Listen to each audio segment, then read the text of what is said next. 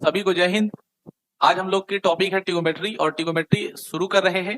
Trigonometry में शुरू करने से पहले आप सभी को मैं इसका इंफॉर्मेशन फार्मूला बताऊंगा। त्रिकोणमिति में आपको सबसे पहले जो आप लोग को एनसीईआरटी में चैप्टर पढ़ने हैं उस चैप्टर का नाम है त्रिकोणमितीय परिचय। तो आखिरकार आप इंट्रोडक्शन ऑफ ट्रिगोमेट्री के बारे में जानेंगे। त्रिकोणमिति के जब इतिहास के बारे में थोड़ी जानकारी प्राप्त करते हैं, क्योंकि हमें मैथ पढ़ने हैं तो इतिहास से कोई संबंध नहीं है। मैं सिर्फ इतना जानता हूं कि त्रिकोणमितीय अनुपात यानी जो त्रिकोणमितीय रेशियो जो बनाए गए उसकी संख्या 6 है और उसकी शुरुआत होती है साइन थीटा से, दूसरे का नाम है कॉस थीटा, तीसरे का नाम है टेन थीटा और चौथे का नाम है कॉट थीटा, उसी तरह कॉसेक थीटा और फिर कौन सा थीटा, सेक थीटा। जानकारी बहुत जरूरी है, इसलिए मैं इस चीज को पूरा कर रहा हूं। आप सभी लोग इस चीजों को समझिए। Sine theta, cos theta, tan theta, cot theta, cosec theta और सेक थीटा, यह 6 प्रकार के त्रिकोणमितीय अनुपात है और इसी 6 त्रिकोणमितीय अनुपात के बारे में जो हमें परिचय पढ़ना है उसे ही त्रिकोणमितीय अनुपात या त्रिकोणमितीय अनुपात का परिचय कहते हैं। तो आखिरकार इसमें होता क्या है? तो त्रिकोणमितीय अनुपात को समझने के लिए आपको लेना पड़ेगा एक त्रिभुज। उस त्रिभुज का नाम है समकोण त्रिभुज। तो सबसे पहले हम समकोण त्रिभुज के बारे में जानते हैं। जैसा कि आप सभी को पता है, त्रिभुज के बारे में आप सभी को इन्फॉर्मेशन जानकारी है कि 3 भुजाओं से 3 सरल रेखाओं से घिरे हुए क्षेत्र को त्रिभुज कहते हैं। त्रिभुज के पास 3 कोण होते हैं, 3 शीर्ष होते हैं, उसी प्रकार 3 भुजाएं होते हैं। त्रिभुज के तीनों कोणों का योग यानी त्रिभुज के तीनों अंतः कोणों का योग 180 डिग्री होता है। यह साधारण बात है। उसके बाद जब हम लोग त्रिभुज को प्रकार में डेवलप करते हैं तब हमें पता चलता है कि भुजा के आधार पर त्रिभुज 3 प्रकार के होते हैं और कोण के आधार पर त्रिभुज 3 प्रकार के होते हैं। कोण के आधार पर जो त्रिभुज होते हैं उसमें सबसे पहला त्रिभुज का नाम है न्यून कोण त्रिभुज, दूसरे त्रिभुज का नाम है समकोण त्रिभुज और तीसरे त्रिभुज का नाम है अधिक कोण त्रिभुज। अधिक कोण, समकोण और न्यून कोण। बच्चों मैं आप लोगों को बता दूं कि न्यून कोण मतलब 90 से छोटा। न्यून कोण मतलब 90 से छोटा। 90 से जो छोटा होता है वो न्यून कोण त्रिभुज कहलाता है। जो 90 के बराबर होता है वो, और जो 90 से बड़ा होता है वो अधिक कोण कहलाता है। ध्यान से सुनेंगे। ऐसा त्रिभुज जिसके अंतः कोणों में कोई एक कोण, कोई दो कोण 90 डिग्री से छोटा हो, ऐसा जिसमें एक कोण 90 डिग्री के बराबर हो, ऐसा कोण जिसमें एक कोण 90 डिग्री से अधिक हो। तो अधिक वाले अधिक कोण, कम वाले न्यून कोण और जो पूरा बराबर रहेगा समकोण। तो आज हमें पढ़ना है सिर्फ समकोण के बारे में, इसलिए हम लोग ज्यादा ट्रायंगल के डीप में जाने की कोशिश नहीं करेंगे। अब ये समकोण त्रिभुज होता क्या है तो सो देखिए। जब लोग समकोण त्रिभुज को खूब अच्छे से जानकारी प्राप्त करते हैं तब हमें बताता है समकोण त्रिभुज कि भैया मेरे पास इस तरह का एक कंडीशन होगा जिसे हम लोग इसका नाम रखेंगे लंब, इसका नाम रखेंगे आधार और इसका नाम रखेंगे कर्ण। कर्ण को अंग्रेजी में हाइपोटेनस कहते हैं जिसे एच के नाम से जानते हैं। आधार को हम लोग अंग्रेजी में बेस कहते हैं, बी से डिनोट करते हैं। लंब को अंग्रेजी में परपेंडिकुलर कहते हैं जिसे पी से डिनोट करते हैं। यहाँ पे आप क्लियरली देख रहे हैं, यह जो है यह लाइन ऐसा करके बनाए, इसका मतलब ये 90 डिग्री का कोण है।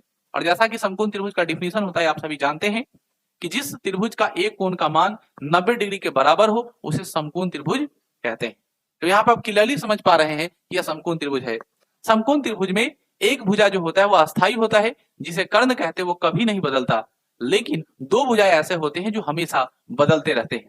तो आखिर वह भुजा कौन सी है जो बदलती है? तो लंब होता है और आधार होता है। लंब आधार आपस में हमेशा क्या होता है? बदलता है। तो जब लंब आधार बदलता है तो कैसे बदलता है? तो देखने के नजरिए से।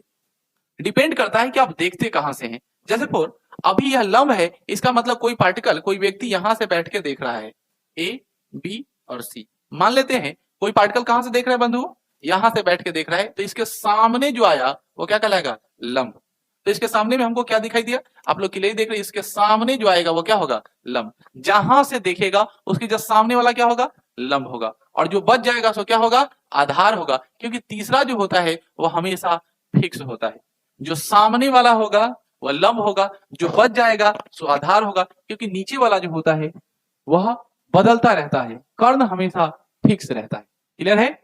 अब जैसे पर मान लो एक और मैं फिगर लेता हूं ताकि मैं क्लियरली आपको डाउट को क्लियर कर पाऊं। जैसे मान लीजिए हमने एक और फिगर लिया, इस तरह का फिगर ले लिया। अब इस फिगर को जैसे ही हम ड्रॉन कर रहे हैं आपको समझाने के लिए, तो मान लीजिए ए लिखा, बी लिखा और सी लिखा।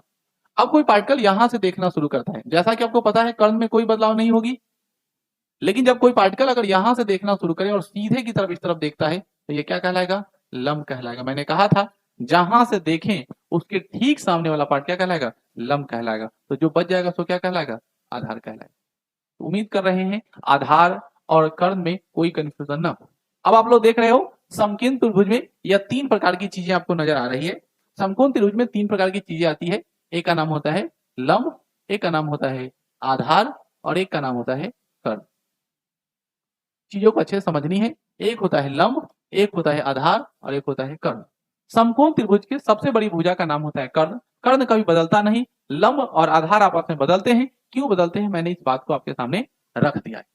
अब इस चीज को आपको समझना है कि जब यह चीज बदलता है, जब इसकी क्यूरियोसिटी है, तो कैसे बदलता है। तो एक बहुत अच्छे वैज्ञानिक है, उस वैज्ञानिक का नाम है पाइथागोरस। उस वैज्ञानिक का क्या नाम है बच्चों? पाइथागोरस। और पाइथागोरस साहब ने क्या किया? पाइथागोरस साहब ने एक प्रमेय बनाया जिसे पाइथागोरस प्रमेय कहते हैं। पाइथागोरस साहब ने एक प्रमेय बनाया जिसे पाइथागोरस प्रमेय कहते हैं। अब ये क्या है पाइथागोरस प्रमेय? ऐसे समझिए। पाइथागोरस प्रमेय को आप समझने के लिए उन्होंने कहा कि कर्ण का अगर हम स्क्वायर लेते हैं बराबर लंब का स्क्वायर लेते हैं प्लस आधार का स्क्वायर लेते हैं, यानी उनका स्टेटमेंट है इस त्रिभुज के मामले में कि त्रिभुज की सबसे बड़ी भुजा का वर्ग 2 छोटी भुजाओं के वर्गों के योग के बराबर होता है। जैसा कि मैंने आपको बताया समकोण त्रिभुज की सबसे बड़ी भुजा जो होती है वो कर्ण होता है। तो पाइथागोरस साहब ने अपने थ्योरम बनाते समय कहा कि त्रिभुज के सबसे बड़ी भुजा का वर्ग यानी कर्ण का वर्ग शेष 2 भुजाओं के वर्गों के योग के बराबर होता है। शेष 2 भुजाओं के वर्गों के योग के बराबर होता है। लिख लिया बाबू। अगर यहाँ पे अगर फॉर्मूला इजाद किया जाए तो कर्ण इधर का स्क्वायर है तो इधर कहाँ चलाएगा? रूट अंडर चलाएगा। यानी कर्ण स्क्वायर बराबर कर्ण बराबर फॉर्मूला होगा लंब का स्क्वायर प्लस आधार का स्क्वायर। चीजों को समझेंगे। कर्ण का स्क्वायर बराबर आधार का स्क्वायर। उसी तरह अगर हम लोग बात करते हैं लंब बराबर, तो लंब बराबर फॉर्मूला होता है कर्ण का स्क्वायर और माइनस आधार का स्क्वायर।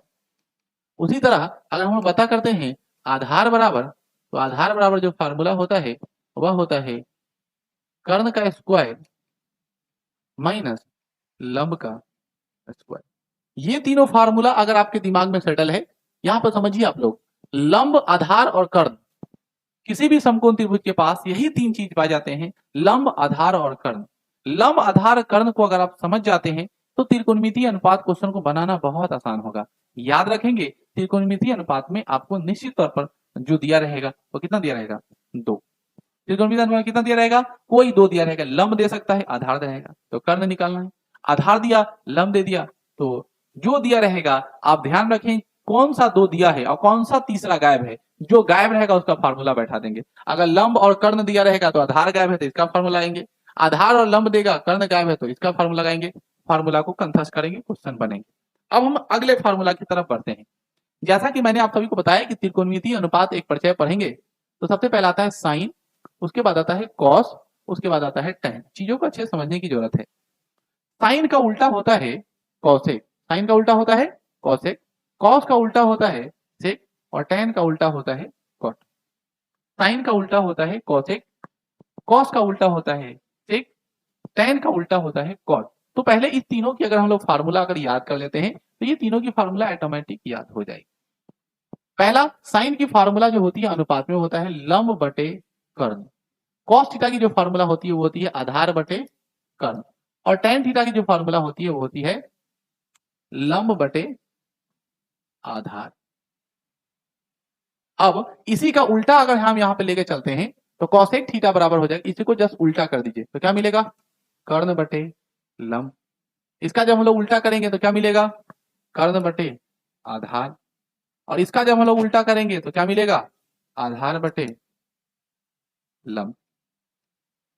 तो क्लियरली आप लोग ये चीज बच्चों समझ पाए, इस चीजों को आप लोगों ने समझा कि हमारे पास ये है 6 तरीके के त्रिकोणमितीय अनुपात है। चीजों को अच्छे समझना है। आपके पास कितने अनुपात है त्रिकोणमितीय? ये 6, 3 और 3 के उल्टे ये 6। अगर आप साइन का याद करते हैं तो कॉसेक का याद हो जाएगा, साइन थीटा बराबर लंब बटे कर्ण। उसी तरह कॉस थीटा बराबर आधार बटे कर्ण, टेन थीटा बराबर लंब बटे आधार। उसी का उल्टा कर लीजिए, ये 3 आपको अपने याद हो जाएंगे। ये आपका फॉर्मूला सेशन कंप्लीट हुआ। अब हम लोग डायरेक्ट एक्सरसाइज में क्वेश्चन की तरफ बढ़ेंगे और आपके साथ विजुअल क्वेश्चन आएंगे। ये मेरे वीडियो पार्ट 1 था। इसके बाद सारे वीडियो सीरीज से मिलते रहेंगे। तब तक के लिए आप सभी का धन्यवाद। जय हिंद, जय भारत, सभी को प्रणाम।